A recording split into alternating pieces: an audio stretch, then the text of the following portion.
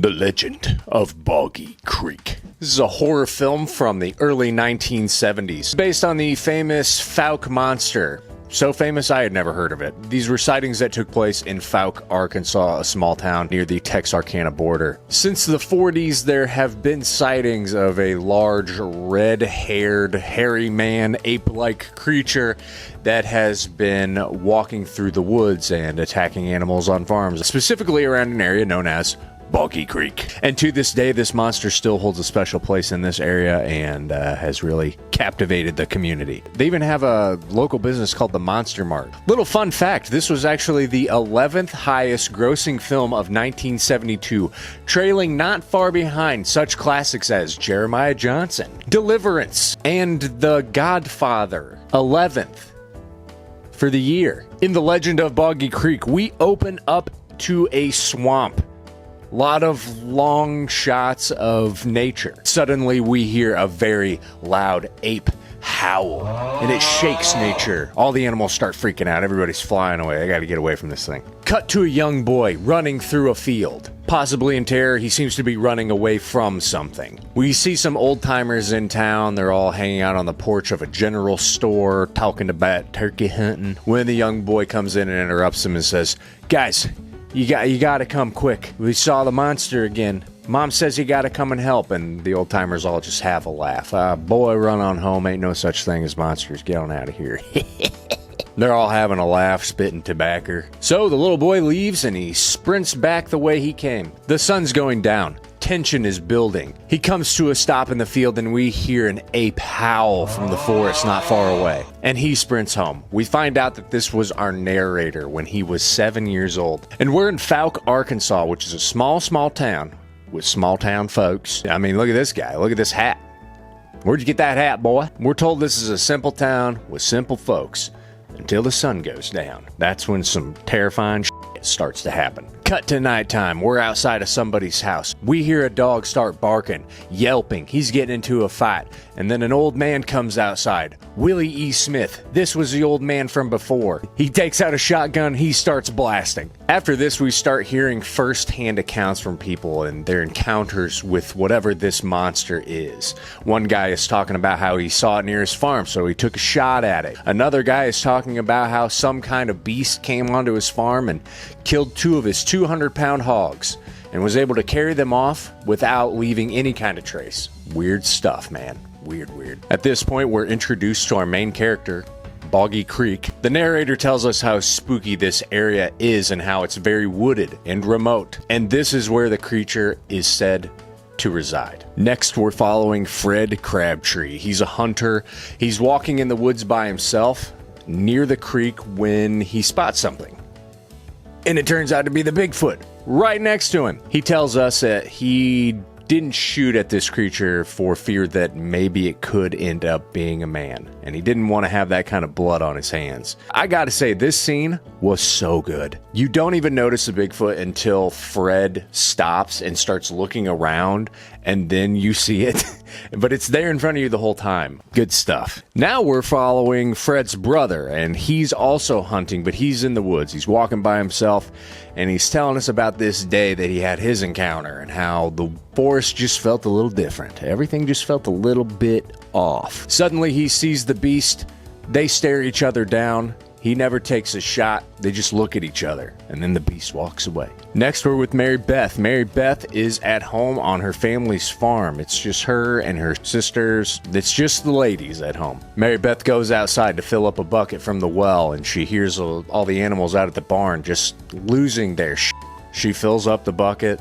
The whole bucket. That's one thing I'm starting to notice about this movie is that it's dead set on showing us everything that a character is doing, start to finish. It's highly effective in building up tension, but I'm struggling to figure out if it's intentional or not. Back in the house, the sun goes down. Mary Beth's sister asks her to draw the window so that the baby doesn't catch a cold and die. She goes to the window, she sees something moving in the trees, kind of like a leg, a shadow. It steps out and she screams and faints. Another just great scene. I love the subtle movement of the Bigfoot on the tree line. It's all so dark and you can kind of see a leg moving a little bit. It's pretty creepy. I liked this. The whole movie so far has been a great case of less is more, and it's just really working to its advantage. Next, we see a young boy sitting on his porch, whittling a stick. When he hears his hounds just going absolutely bananas, they're chasing something in the woods. He gets excited, grabs his gun, and takes off after him. He comes incredibly close to the creature,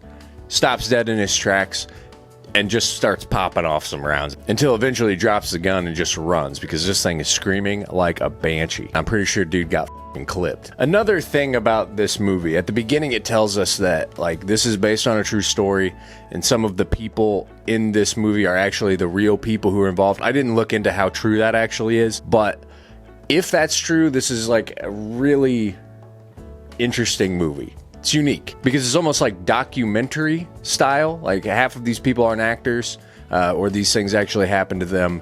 So it's like blurring the line between documentary, fiction, and nonfiction. All of the encounters that we just saw. This is raising up the panic in the town. So of course we got to put ourselves a posse together. All the good old boys show up in their trucks. They're unloading their dogs, preparing to track and kill this monster. They even wrangled up some cowboys on horseback to help them out. We're switching between the posse and the Squatches. I guess it's a Sasquatch, I don't know. His perspective of him walking in the woods as both of these parties are kind of on the move. We cut to one of the cowboys. His horse gets spooked. Bucks him off the back. There's the monster. He tucks tail and runs away. These bloodhounds, they're too chicken actually pick up the scent and track this monster. Too scared to do it. The boys are all getting pissed off. You fucking dogs. God damn it. Due to all of this heightened aggression from people and them trying to hunt this monster down, we're told that he wasn't seen in the area for 8 years. After this, we go into this weird montage. We hear this strange little song, and we're following this lonely Bigfoot as he's roaming throughout the woods by himself. I just think it's a little f***ed up, you know. This dude just wanted a friend, and maybe to get some too on the side, and all he got in return was shot at and hunted by dogs. Immediately following this musical montage, we'll get another musical montage, and we're following some young yokel. His name's Travis Crabtree. He's canoeing in the woods, he's hunting, and he's fishing. He stops off for a chat with this guy named Herb Jones, who's basically a hermit. He lives in a shack, and he's a total litter bug. He's just got shit all over the place. Herb starts babbling in the most backwoods dialect. I could barely understand what this dude was saying. It's really stupid. It's really funny. He's talking about how he's lived there for a long time, and he's got this bottle tree. He starts talking about the monster, and he says, that's all bullshit. That's hooey. I don't believe in that. I've never seen it. So if Herb hasn't seen it, it's not real. Like that worldview. We fast cut to a dark road with some headlights and this car kind of swerving out of the way, and then we see some hairy feet run out in front of the headlights like a silhouette. Shot's great. It's so cool. I love it. The Squatch is back in town. He's in a chicken coop. Cows are freaking the fuck out. He's hooting and hollering, walking through some trees. There's one of these shots here that I think it's really nice. I love the coloring of this. I want this thing framed on my wall. The townsfolk start finding dead animals, dogs, cows. Everybody's blaming this monster. And they find some footprints too. The twist to this creature though, the whole time you're thinking this is a Bigfoot, obviously. Big, hairy, ape-like, gotta be a Squatch, right? This one only has 3 toes, dude. And it's reddish brown in color, even though the one they're showing is kind of more of a grayish brown. Spooky, weird stuff. Weird stuff. Bessie Smith, her children are playing near the woods where a man said that he heard this creature. The kids come rushing in the house and like, Mom, you gotta come. Come on, there's a monster out here. You gotta see the monster. Like, what? Guys, you think this is a f***ing game? This isn't a game. This is the monster you're dealing with here. They all start walking out there. This is all just a nice little pleasant day of taking Mom to see the monster. And then there he is. They all freak out and start running away, and he's just sitting there grunting. Now we're at a house, and there's 3 little Arkansas girls, and they're all having a sleepover, doing girl things, when suddenly they hear something outside. So they go to take a look. They decide, just the wind? No big deal. Let's all just have a Coke instead. But then they hear it again. Closer this time. The monster gives a guttural yell. They grab a gun, and these dumb just bumble around with this gun. They're dumping ammo all over the floor. The noises outside stop. They don't hear anything, so they figure maybe it's gone. So one of them gets up, Goes and checks the window, and bam, he's still there. They say they found the girls the next morning. They were still in shock. The creature that was outside, he smashed all the flower pots. He overturned picnic tables. He was destroying everything that he could. Dude was pissed. And I'm beginning to think that this dude is just horned up big time. I mean, trailer full of girls, getting all pissed off like that, getting real aggressive because he can't come in. After getting blue-balled again, he takes his aggression out. He goes on a rampage. He starts killing some dogs. Now we're introduced to two couples who have moved into a house together. Arkansas swingers, obviously. Night falls and we see one of the women in the living room reading the paper. Outside, we got a peeping squatch hiding in the bush. She seems a little suspicious, and then she sees something moving outside next to the house. The other woman comes in and she's like, "Shut the f*** up, I hear something outside." Big boy keeps inching closer and closer to the house. He tries the front door. They put a chair under the door just in case. So he moves to the back side of the house. The ladies decide to grab the kids and they try to make a run for it. There's a horny squatch outside and he's looking for a 2-for-1 MILF special. They take off in the car. They get back home. The landlord is there and he says he looked around but he couldn't find nothing. Now we're with a boy and his dad, I guess. I don't know. His dad's named Bobby. I never figured out the kid's name. They set off to go fishing at the nearby creek. They're not catching shit, so the boy moves to a different spot where he sees some mighty odd 3-toed footprints. Time passes. The sun goes down. We're outside the house again from the monster's POV. Bobby's inside asleep on the couch, and he wakes up the kid. They hear something outside. So they go and wake up the girl, and she's like, "Ah, shit, not this again." Everybody hunkers in the living room. They're all looking scared and confused, which is what they call the Arkansas stare. Monster comes closer to the house, tries the door again. Locked. Someone pulls up in a car, and they all crowd around it. They're just bombarding these two dudes who get out, and these guys are watching like their brains are melting. The guy suggests everybody go back inside.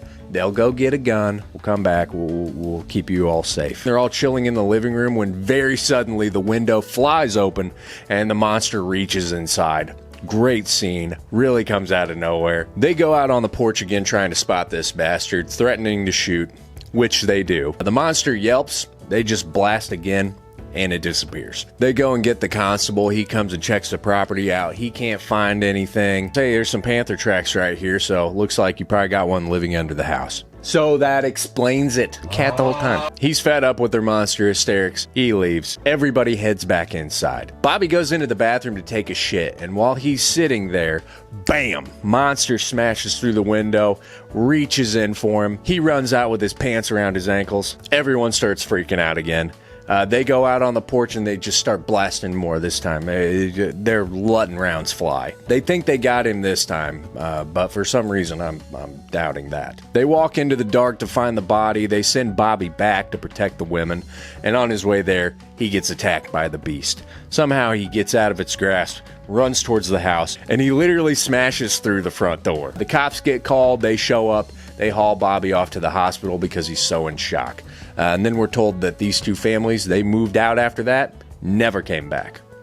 This town, Fouke, Arkansas, I'm never coming back. A monster tried to kill me while I was taking a dump. The movie then closes with our narrator. He's all grown up. He's out in the field that he was in at the beginning of the movie.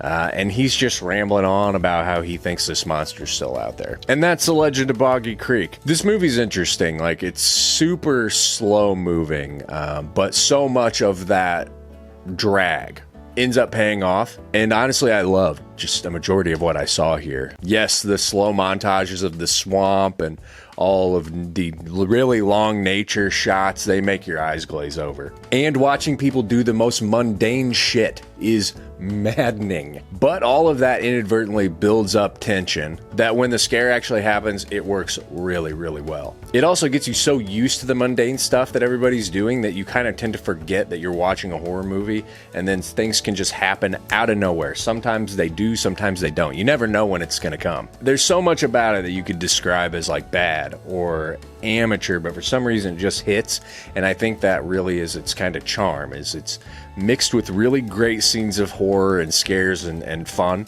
with stuff that has no right being in this movie that normally you would say is like padding, but it actually is helping it a lot. I'd say this movie is definitely worth a watch. I thought it was really good. Surprisingly, much better than what I thought it was going to be. I thought it was going to end up being really boring, which at times it is, but it pays off so much and so often that, yeah, I think it's great. I definitely recommend watching that, especially if you love Bigfoot like I do.